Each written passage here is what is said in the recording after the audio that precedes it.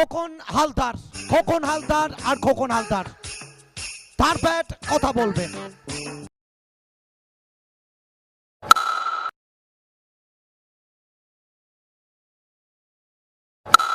এবারে খোকন হালদারের ব্যাট আরো চওড়া হবে। আসলে ড্রেসিং রুম থেকে সেট হয়ে এসছেন। খাটো লেন্থের বল এবং আকাশ পথে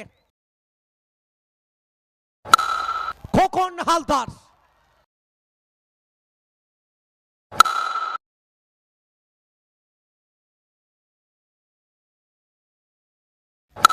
तो चलिए इस बार हवा के संग संग